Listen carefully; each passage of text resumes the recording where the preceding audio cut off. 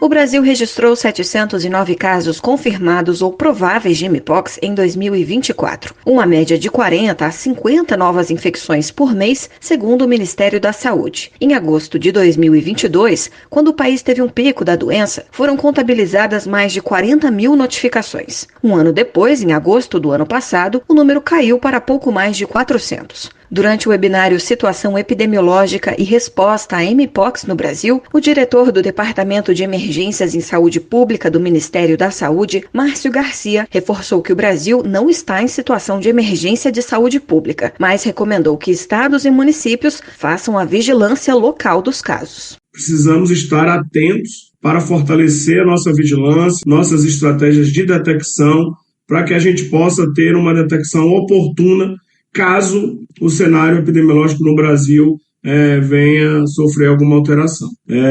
Mas destacar aí, principalmente a importância das vigilâncias em nível local, nos municípios e nos estados. Cada local se organiza de uma forma, né? Então, assim, no Ministério da Saúde, a vigilância de mpox está no departamento de HIV e AIDS, tuberculose, hepatites. Então, a gente respeita muito a autonomia de municípios e estados. A mpox é uma doença zoonótica viral, ou seja, a transmissão pode acontecer tanto pelo contato com pessoas e materiais contaminados com o vírus, quanto com animais silvestres infectados. Os principais sintomas são lesões na pele ou erupções cutâneas, ínguas, febre, dores no corpo e de cabeça, calafrios e fraqueza. Uma vez que a transmissão do vírus mpox ocorre por contato com gotículas e outras secreções respiratórias, a principal recomendação é que as pessoas doentes fiquem em casa. A orientação é da infectologista Joana Dark Gonçalves. Para que a pessoa que está doente, para que ela fique em casa, pelo menos até que as crostas caiam, até as feridas secarem. Depois a gente recomenda também evitar tocar em objetos, cobrir a lesão para não contaminar o ambiente. E em caso sair em contato também com outras pessoas, o ideal é usar máscara para evitar a disseminação das gotículas infectantes. Para quem não está infectado, a doutora Joana Dark recomenda a vacinação. Atualmente, o imunizante contra a mpox está disponível gratuitamente no SUS para pessoas com maior risco de evolução para as formas graves da doença, como pessoas vivendo com HIV/AIDS, profissionais de laboratório que trabalham diretamente com o vírus mpox e pessoas que tiveram contato direto com fluidos e secreções corporais de pessoas suspeitas, prováveis ou confirmadas para a doença, mediante avaliação da vigilância local. Reportagem Paloma Custódio. A Polícia Federal prendeu o ex-diretor de serviço da Petrobras, Renato Duque, de 69 anos, que estava foragido no bairro Niterói, em Volta Redonda, no sul fluminense. Ele foi condenado em mais de 10 processos, cujas penas somam 98 anos, 11 meses e 25 dias. Considerados os descontos relativos a detrações e remissões, resta o cumprimento de apenas de 39 anos, 2 meses e 20 dias em regime fechado, um detalhe a ser possivelmente reavaliado pelos encarregados do caso. Da Global Serviços Comerciais, Gilvan Costa.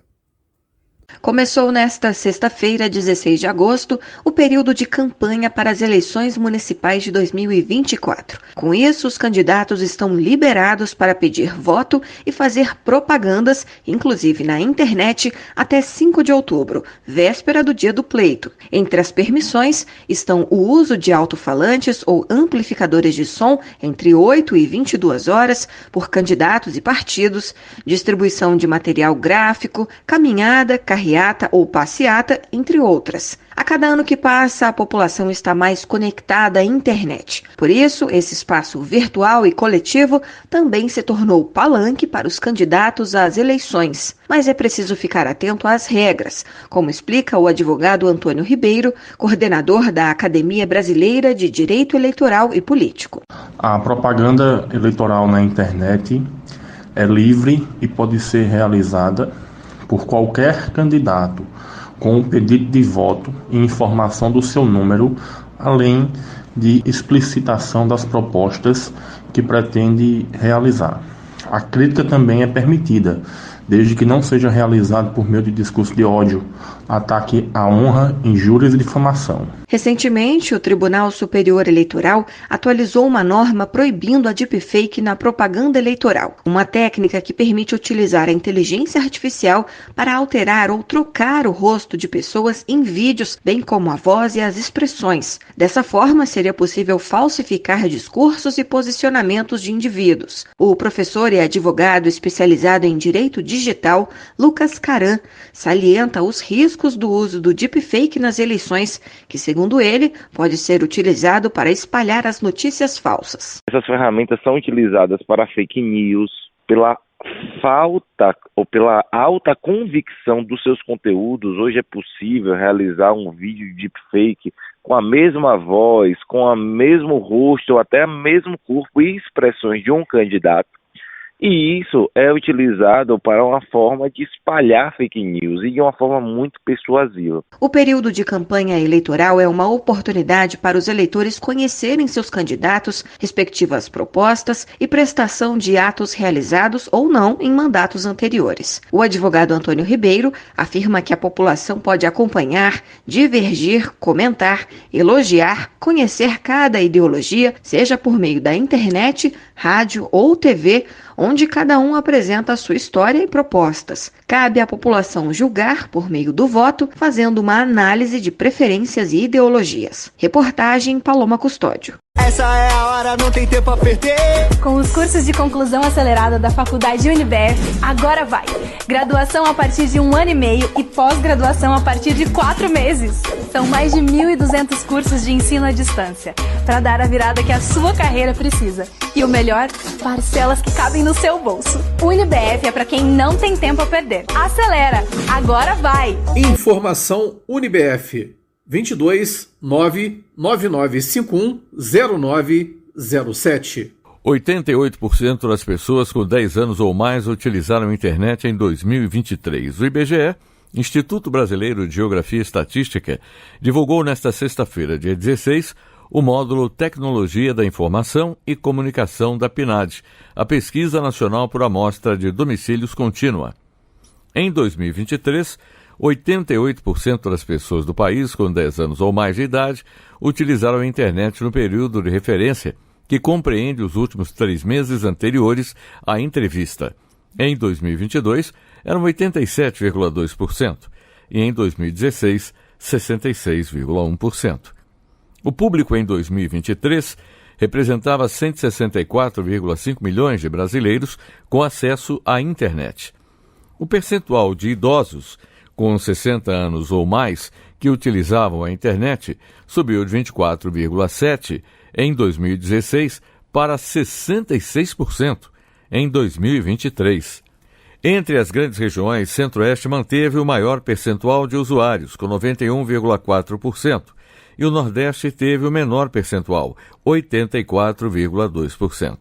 98,8% das pessoas utilizaram um telefone celular para acessar a internet em 2023. O segundo equipamento mais utilizado foi a TV, com 49,8%. O acesso à internet via microcomputador recuou de 63,2% em 2016 para 34,2% em 2023. E o acesso por meio do tablet caiu de 16,4% para 7,6%. Em 2023, 94,6% dos usuários usaram a internet para conversar por chamada de voz ou vídeo. Outras finalidades que se destacaram foram enviar ou receber mensagem de texto, voz ou imagens por aplicativos diferentes de e-mail, assistir a vídeos, inclusive programas, séries e filmes, e usar redes sociais. A maioria das pessoas que não acessaram a internet em 2023 tinham no máximo ensino fundamental incompleto ou eram idosos. Não saber usar foi o motivo mais apontado. Da agência Rádio Gov em Brasília, Gilson Santa Fé. Elon Musk decidiu fechar o escritório do X, antigo Twitter, no Brasil. De acordo com o empresário de tecnologia, a razão pela decisão é o ministro do Supremo Tribunal Federal, STF, Alexandre de Moraes. O ministro decidiu aumentar uma multa aplicada à empresa, sinalizando que a plataforma pode ser acusada pelo crime de desobediência a ordens judiciais brasileiras. Em despacho, Moraes confirmou que o X tem R$300 mil em multas para pagar à justiça. No entanto, por não ter fechado os perfis que haviam sido listados pelas autoridades, a multa passou de R$50 mil por dia para R$200 mil diários por perfil não bloqueado. A empresa publicou recentemente a decisão do ministro, que bloqueava a conta do senador Marcos Duval, do Podemos do Espírito Santo e de outros perfis. A determinação, até então sigilosa, foi postada na plataforma do empresário. Da Global Serviços Comerciais, Gilvan Costa. 1 a cada 10 brasileiros já teve o celular roubado ou furtado em um ano. O número é da pesquisa do Datafolha em parceria com o Fórum Brasileiro de Segurança Pública. Em relação à população do país, pode-se dizer que são cerca de 15 milhões de pessoas que foram vítimas desse crime, o que representa 1.680 celulares levados por hora entre julho de 2023 e junho deste ano. A situação é mais alarmante nas capitais e cidades com mais de 500 mil habitantes, onde 15% relatam que já tiveram o aparelho roubado. Entre os entrevistados, 5% disseram que tiveram o número do celular clonado e 26% sofreram tentativa de golpe via aplicativo de mensagem ou ligação. Outro dado da pesquisa mostra que 45% das vítimas desse tipo de crime não registraram a ocorrência, o que indica que a taxa de roubos deve ser ainda maior. Além disso, mais da metade dos entrevistados informou que deixou de circular em determinadas áreas ou horários em função do medo de ter o celular furtado. Ao todo, foram entrevistadas 2.508 pessoas com mais de 16 anos em todas as regiões do país. Da Rádio 2, Milena Abreu. O programa Desenrola Fiéis, que renegocia dívidas do Fundo de Financiamento Estudantil, alcançou a marca de 347 mil solicitações de adesão até a última segunda-feira, dia 12 de agosto. De acordo com o Fundo Nacional de Desenvolvimento da Educação, FNDE, isso significa o ingresso de mais de 665 milhões de reais nos cofres públicos, apenas com o valor da entrada. O FNDE destaca ainda que no fim de maio, o Comitê Gestor do FIES anunciou a prorrogação do prazo para adesão ao Desenrola Fiéis. Com isso, os interessados ainda têm até 31 de agosto para aderir ao programa. A renegociação abrange contratos em todos os estados brasileiros. Segundo o governo federal, o objetivo da medida é promover a equidade no acesso ao ensino superior, além de proporcionar alívio financeiro e meios de sanar a dívida. Para mais informações sobre o Desenrola Fiéis, basta ligar para o telefone gratuito do MEC 0800 616161. Da agência Rádio Gov em Brasília, Luciano Seixas. Reúna os amigos e a família e vá ao Bona Pizza. O funcionamento é de segunda a segunda até às 10 da noite. Localizado na praça de alimentação do Friburgo Shopping, o Bona Pizza oferece pizzas doces e salgadas, lanches rápidos, sucos e refrigerantes. Bona Pizza do Shopping da Praça. Telefone com WhatsApp 2523 3025. 2523 3025. Por determinação do ministro Flávio Dino do Supremo Tribunal Federal, todas as emendas impositivas apresentadas por deputados federais e senadores ao orçamento da União foram suspensas. Pela decisão, a suspensão permanece até que os poderes legislativo e executivo criem novas medidas para que a liberação dos recursos siga requisitos de transparência e rastreabilidade. Porém, ficou decidido que a execução das emendas pode continuar em caso de obras em andamento e de calamidade pública. O economista Gilberto Braga avalia que a medida do STF, do ponto de vista econômico, é de governança corporativa pública, de transparência e de valorização do recurso público. Para ele, a decisão do STF é relevante para o orçamento público. A medida do Supremo Tribunal Federal é na direção de se exigir do parlamento que estabeleça um mínimo de conformidade na alocação dos recursos das emendas, indicando com clareza a identificação de onde a verba será alocada e prestar contas sobre o seu uso. Trata-se, portanto, de uma medida básica e indispensável para com o orçamento público. Já o especialista em orçamento público César Lima destaca que apoia as medidas de transparência no repasse dos recursos, mas avalia a decisão do ministro Flávio Dino como controversa. Segundo Lima, já existem procedimentos de rastreabilidade e checagem de transparência das emendas impositivas. Para Lima, é necessário diminuir a burocracia para aprovar projetos. Você vai fazer uma obra hoje via governo federal, para você aprovar o seu projeto é no mínimo 1 ano. Ou seja, é 1 ano só para aprovar o projeto. Você nem começou a obra e você já passou 1 ano desde quando você teve a destinação daquele recurso para o seu município. Então, assim, é um prejuízo muito grande para a população.